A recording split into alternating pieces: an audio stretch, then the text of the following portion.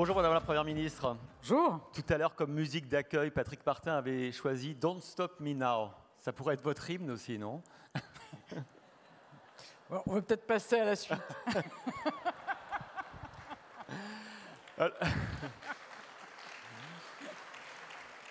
Vous l'avez entendu, Patrick Martin, c'est comme le poète Pierre Réverdy qui disait « Il n'y a pas d'amour, il n'y a que des preuves d'amour ». Il veut donc des preuves d'amour de votre part, des preuves d'amour pour les entreprises. On va passer en revue les différentes revendications du MEDEF. Est-ce que vous êtes un gouvernement pro-business? Alors, je vous confirme que depuis 2017, sous l'autorité du président de la République, les différents gouvernements ont été pro-business. Et vous l'avez dit, Monsieur le Président, cher Patrick Martin, et j'en profite pour vous féliciter publiquement pour votre élection à la présidence du MEDEF, pour saluer votre prédécesseur avec qui on a eu de nombreux échanges. Donc, depuis 2017, je pense que c'est nouveau. Nous menons une politique pro-business parce que nous sommes convaincus que c'est bon pour notre pays et bon pour ses salariés. C'est comme ça qu'on crée des emplois, c'est comme ça que notre pays peut enfin sortir du chômage de masse, que le chômage est au plus bas depuis 40 ans, et je vous confirme que nous allons continuer. Alors, ça, c'est la déclaration d'amour. On vient en preuve d'amour maintenant. La CVAE, la promesse était qu'elle soit supprimée, 8 milliards d'euros d'impôts de production qui pèsent sur les entreprises. L'an dernier, il y a eu un petit décalage. Finalement, vous aviez décidé de le faire en 2 ans, 4 et 4. Et là, on nous dit que ça serait plus 4 et 4, mais 4 plus 1, plus 1, plus 1, plus 1. C'est-à-dire que la suppression de la CVAE, ça serait pour 2027, la suppression définitive. Est-ce que vous confirmez et est-ce que ce n'est pas un reniement de vos engagements? Ce que je vous confirme, c'est que la totalité de la CVAE sera supprimée avant la fin du quinquennat et qu'on le fera au rythme le plus rapide possible en tenant compte d'un autre objectif, je pense, que l'on partage, qui est la nécessité de tenir notre trajectoire de maîtrise de nos finances publiques. Et si on ne le faisait pas, si on ne respecte pas nos objectifs de maîtrise de la dette, de baisse de la dette, de réduction des déficits, je pense que tous les chefs d'entreprise qui sont ici le savent, ça aurait un impact immédiat sur les taux d'intérêt et donc sur notre activité économique. Donc la CVAE sera supprimée en totalité d'ici la fin du quinquennat au rythme le plus rapide, compatible avec notre trajectoire de finances publiques. Et si je dis ça, c'est que je pense que là aussi, tous les chefs d'entreprise qui sont présents le savent. On a aujourd'hui un contexte macroéconomique qui est plus incertain que ce qu'on pouvait attendre, dans lequel notre pays résiste bien, on pourra y revenir. Et donc, on doit tenir compte de ce contexte macroéconomique. Chacun doit prendre sa part, l'État prend la sienne, notamment avec une baisse de 3% des dépenses en volume l'an prochain. Ça n'est pas habituel, une baisse de 3% des dépenses de l'État en volume. Donc l'État prend sa part pour tenir notre trajectoire de finances publiques malgré un environnement macroéconomique qui est plus incertain. Et on demande en effet à chacun d'entendre la nécessité de participer à cet effort, si je peux dire. Et en effet, l'engagement n'est pas de tout faire en 2024, mais d'avoir tout fait en 2027. Autre sujet d'inquiétude dans la préparation du budget et du PLFSS, les indemnités journalières, les arrêts maladie.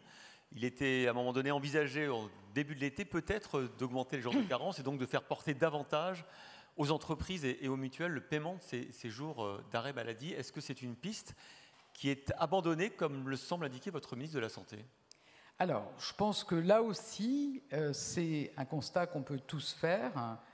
Le nombre et le coût des arrêts maladie augmentent.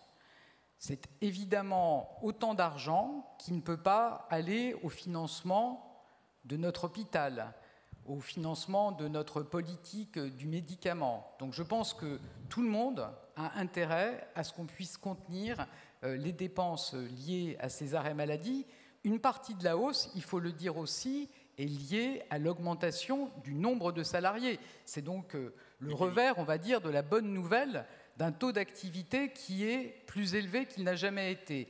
Mais donc je pense qu'on doit travailler ensemble et il n'y aura pas une décision descendante venant du gouvernement sur la bonne méthode pour y parvenir, mais nous devons ensemble, médecins, assurance maladie, gouvernement, employeurs, salariés, trouver la façon de contenir ces dépenses. Mais en tout cas, il n'y aura pas une décision unilatérale qui tomberait sur les entreprises. Le troisième sujet, l'UNEDIC qui fait des excédents, tant mieux. Ça veut dire que 1, c'est bien géré, et 2, ça veut dire que la gestion de l'emploi est bonne. Patrick Martin faisait part de ses craintes que l'État ne ponctionne 11 à 12 milliards d'euros sur les futurs excédents de l'UNEDIC. Est-ce que c'est votre volonté? Alors peut-être dire que si l'UNEDIC fait des excédents, on peut aussi se dire que c'est grâce à une réforme de l'assurance chômage qui a été portée dans le précédent quinquennat, notamment par une ministre du Travail que je connais bien, ma prédécesseur puis moi-même, et que nous avons poursuivi dans ce quinquennat. Et on dit souvent qu'on doit faire attention à réduire nos dépenses courantes. Typiquement, je pense qu'on peut se réjouir que les dépenses d'assurance chômage baissent de 15 milliards d'euros à horizon 2027, 15 milliards d'euros de moins par an, notamment grâce à ces réformes. Alors, ces excédents, en effet, au moment où nous sommes, où ceux qui n'ont pas un emploi aujourd'hui, ceux qui sont demandeurs d'emploi, qui sont éloignés de l'emploi, sont sans doute plus éloignés qu'ils ne l'étaient jusqu'à présent, mais je pense que c'est un bon investissement pour l'UNEDIC de contribuer à l'effort de la nation pour la formation des demandeurs d'emploi et pour le meilleur accompagnement de ceux qui sont plus éloignés de l'emploi. Donc c'est le sens du document de cadrage que j'ai adressé aux partenaires sociaux. Et je pense que de faire, vous voyez, du préventif, d'accompagner davantage des demandeurs d'emploi dans l'emploi, de mieux les former, c'est autant de dépenses d'assurance chômage de moins demain. Et c'est aussi permettre de répondre à la difficulté, je pense, que beaucoup parmi vous rencontrent, de recrutement. Si on veut répondre aux demandes de recrutement, aux besoins de recrutement des entreprises, bien sûr, de notre côté, ça veut dire adapter notre appareil de formation initiale, ça veut dire aussi mieux accompagner les demandeurs d'emploi, leur trouver les bonnes formations, le bon accompagnement. C'est comme ça qu'on évitera d'avoir des emplois non pourvus et de se priver aussi de la richesse collective que nous pouvons produire si ces emplois peuvent être pourvus. Tout à l'heure, dans son message au MEDEF, le président de la République parlait d'une conjoncture un peu plus difficile. Comment abordez-vous, Madame la Première ministre, cette rentrée économique avec l'inflation qui se réduit légèrement mais qui est toujours là, le pouvoir d'achat des ménages qui est contraint, les incertitudes sur la situation économique mondiale en Europe, l'Allemagne qui est en croissance nulle, la Chine aussi qui a du mal à redémarrer. Est-ce que vous êtes inquiète ? Alors ça ne vous surprendra pas, je partage l'optimisme lucide ou la lucidité optimiste du président de la République. Non, je pense qu'on doit évidemment être vigilant dans ce contexte, mais on a aussi des bonnes raisons de rester optimiste. D'abord parce qu'on a des fondamentaux solides, je le disais, 2 millions d'emplois créés depuis 2017. Depuis la 4e fois, la France est le pays le plus attractif pour les investissements étrangers en Europe. Je ne reviendrai pas sur le taux de chômage qui est au plus bas depuis 40 ans, mais on peut noter qu'en 2023, on aura une croissance d'1% pendant que l'Allemagne est en récession. Donc on a des motifs d'être optimiste. Un autre motif, je pense, de très grande satisfaction pour nous tous, c'est la réussite de notre politique de réindustrialisation. 100 000 emplois industriels créés. Vous savez, j'étais dans le département du Nord hier, j'ai eu l'occasion de le dire. Dunkerque, sur les 20 dernières années, c'est 6 000 emplois industriels détruits. 16 000 emplois industriels vont être créés à Dunkerque. Donc on a des raisons d'être optimiste. Ça ne vient pas de nulle part. Je pense que c'est cette politique pro-business, comme vous disiez, qui nous amène à ces bons résultats. C'est tout l'engagement pour la réindustrialisation de notre pays. Et donc, je le redis, comme ça marche, on ne va pas changer de cap, on continuera cette politique de soutien à l'activité économique. On vit évidemment des bouleversements majeurs. D'abord, la transition écologique et énergétique. L'État s'engage, investit, flèche même les technologies où les entreprises sont invitées à investir. Est-ce que vous allez continuer? Je crois que le chef de l'État doit dérouler une feuille de route de transition écologique dans les jours qui viennent. Et puis, qu'est-ce qu'on peut faire encore davantage pour permettre aux entreprises de financer cette transition? Alors vous savez, je pense que vous l'avez dit, Monsieur le Président, cher Patrick Martin, moi je crois dans une croissance respectueuse de la planète, économe en ressources et riche en emplois. Et ce défi, c'est par exemple ce que traduit la loi Industrie verte, cette confiance dans le fait qu'il peut exister une croissance compatible avec les enjeux climatiques. Alors évidemment, ça suppose d'agir pour notre souveraineté industrielle. C'est non seulement une question d'emploi, mais c'est aussi une question stratégique, d'autonomie, notamment énergétique, sur des matériaux critiques, sur des technologies critiques. Mais on croit beaucoup à l'innovation. C'est les 54 milliards d'euros de France 2030 pour préparer notre économie, pour la positionner sur les secteurs d'avenir.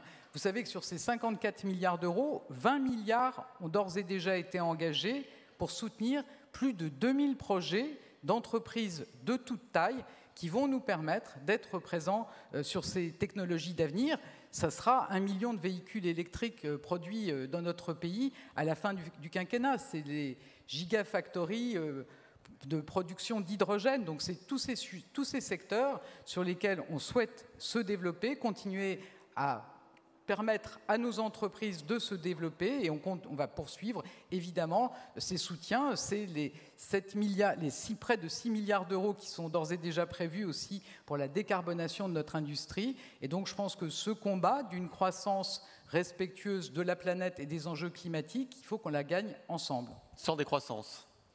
Alors moi, vous savez, je pense que tous ceux qui prônent la décroissance devrait dire que la décroissance, c'est remettre en cause notre modèle social.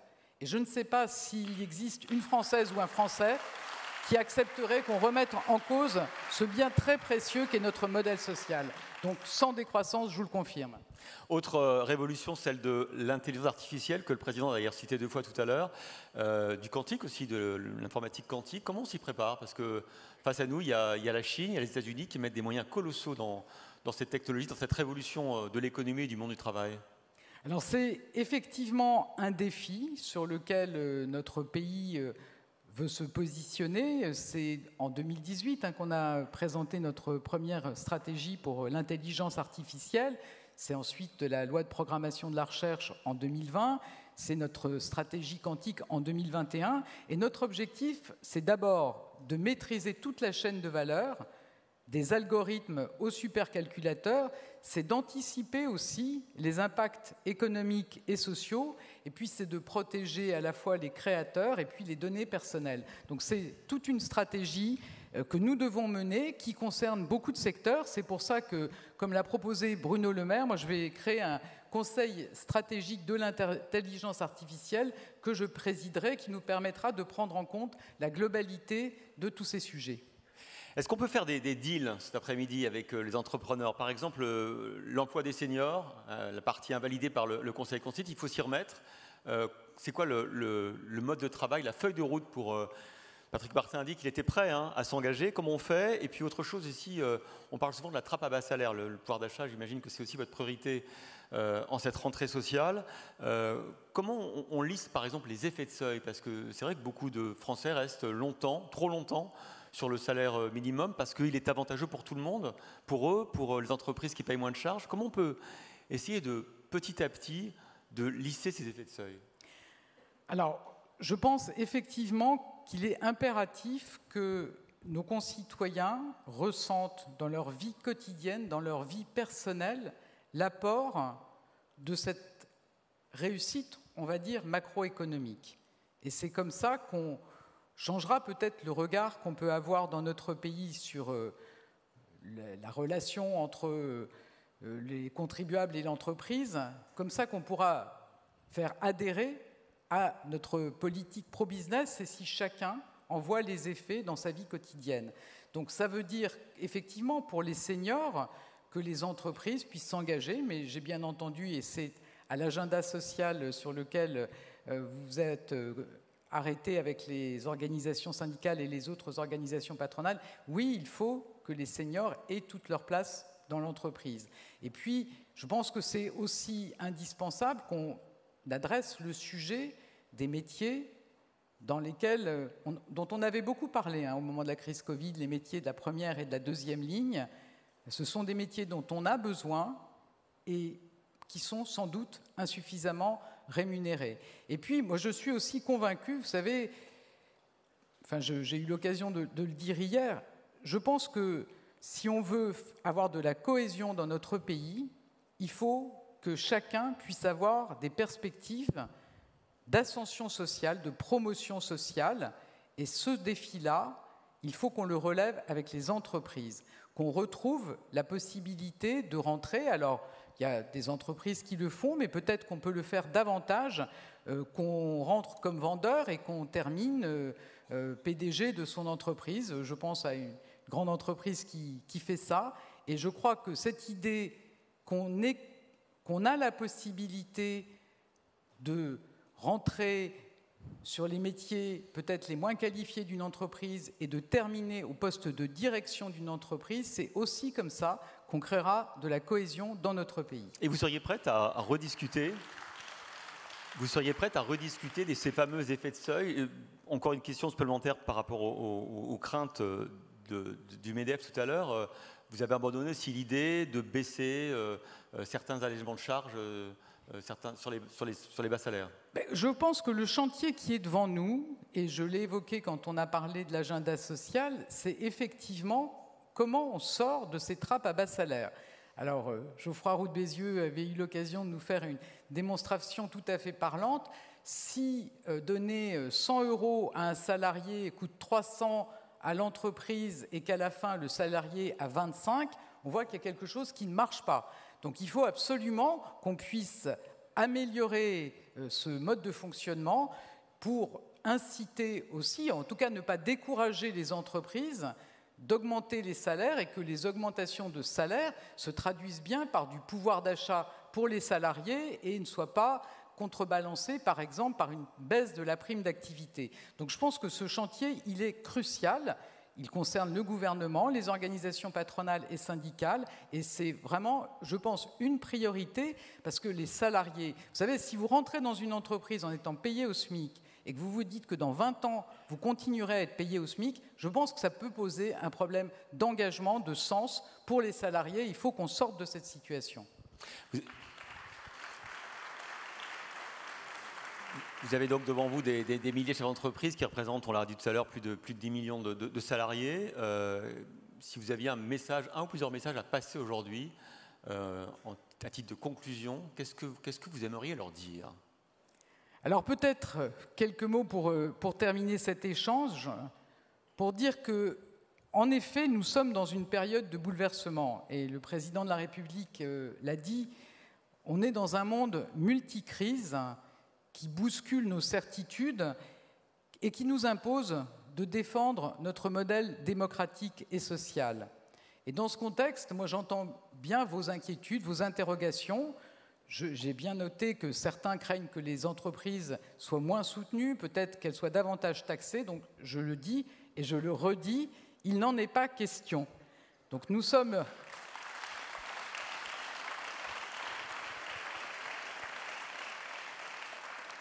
Nous sommes la majorité qui a fait le plus pour libérer l'activité des entreprises depuis des décennies et les résultats sont là.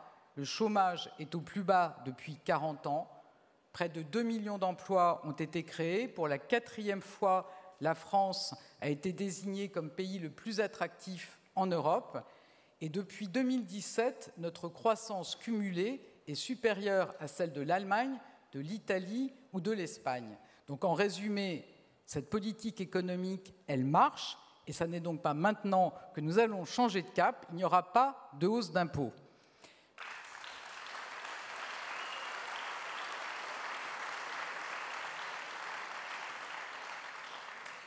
Et puis, Vous l'avez aussi dit, cher Patrick Martin, l'instabilité, ça ne fait pas bon ménage avec l'activité d'une entreprise. Vous avez besoin de visibilité pour déterminer vos stratégies, pour anticiper vos investissements dans la transition écologique. Et j'ai été moi-même chef d'entreprise, donc je le mesure parfaitement.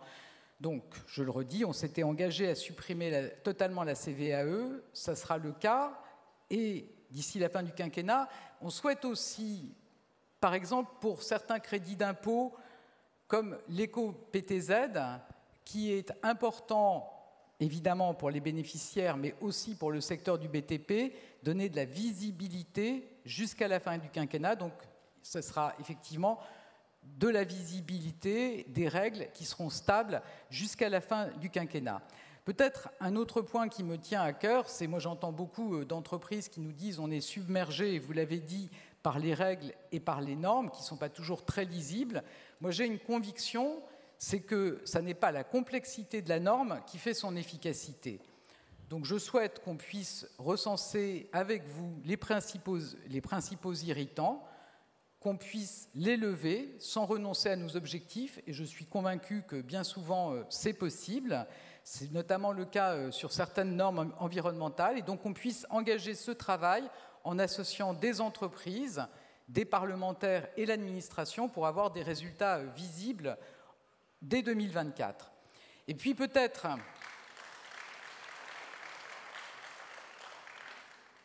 mon deuxième message, c'est que je suis convaincu que les défis devant nous peuvent être des opportunités. Je pense bien sûr à la transition écologique.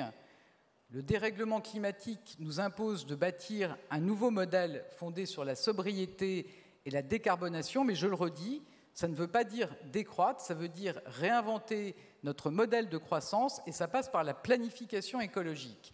Alors la planification écologique, ça peut paraître abstrait, c'est en effet une démarche inédite, mais il s'agit secteur par secteur, territoire par territoire, de mesurer nos émissions de gaz à effet de serre, de se dire de combien et comment on va les réduire. Et je pense que c'est un nouveau modèle qu'on est en train d'inventer, un modèle français, avec pour la première fois un chemin clair, efficace et crédible pour une société qui fait rimer croissance, réindustrialisation et décarbonation. Et puis, nous mettons les moyens et nous allons continuer à le faire. Je l'ai dit, c'est les investissements de France 2030, les près de 6 milliards d'euros pour la décarbonation de l'industrie, les 750 millions d'euros aussi pour préparer les nouvelles compétences. Et donc, on va effectivement continuer à vous accompagner. Et puis, peut-être dire qu'effectivement, devant ce défi, comme devant les autres crises qui nous bousculent, certains nient les réalités ou veulent opposer les Français entre eux. Et puis d'autres poussent à un grand retour en arrière, prônent la décroissance, dont je le redis, ça remettrait en cause notre modèle social. En fait, les deux extrêmes ont quelque chose en commun, c'est qu'ils ne font pas confiance aux entrepreneurs, ils ne font pas confiance à l'entreprise et à leurs salariés, ils veulent vous assommer de taxes et de contraintes. Nous avons confiance en vous.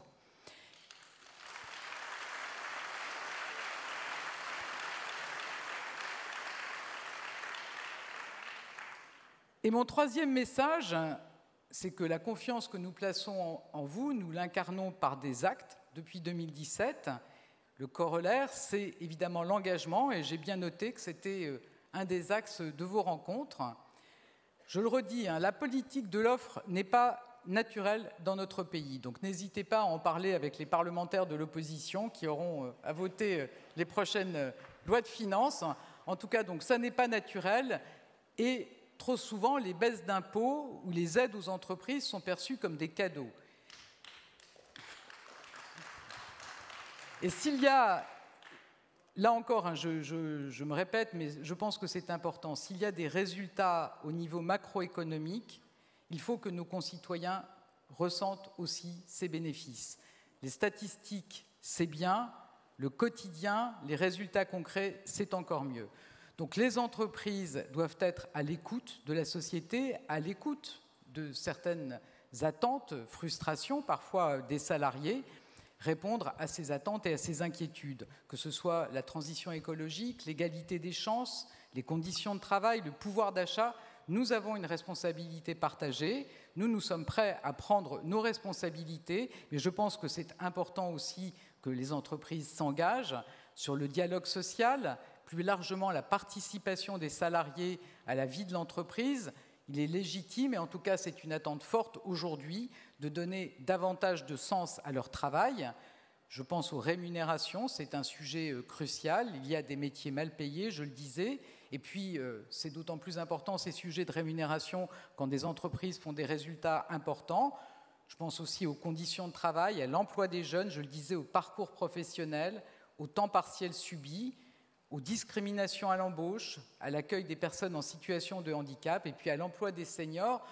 Moi, je pense qu'on peut se fixer sur l'emploi des seniors l'objectif de porter le taux d'emploi des 60-64 ans à la moyenne européenne d'ici 2030.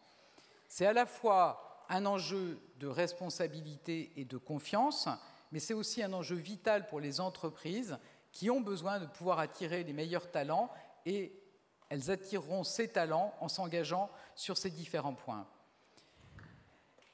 Mesdames et messieurs, peut-être pour conclure, moi je connais les difficultés et les préoccupations de la période. Dans ce contexte, certains prospèrent sur la peur, propagent des mensonges, cherchent des boucs émissaires. De notre côté, nous croyons au progrès. Nous savons que les grandes heures de la France sont devant nous et que nous avons toutes les volontés et tous les talents pour réussir. Nous croyons dans le travail qui permet de choisir sa vie, de se construire et de s'émanciper. Nous croyons dans l'entreprise, dans l'entrepreneuriat qui permet l'innovation, l'emploi et qui doit être un levier d'ascension sociale. Nous croyons dans l'Europe qui nous permet de peser, de surmonter les difficultés et de renforcer notre souveraineté. Alors, mesdames et messieurs, le thème de votre rencontre est « Demain ne meurt jamais ». J'en suis certaine, nous avons encore beaucoup à faire et à réussir ensemble. Je vous remercie.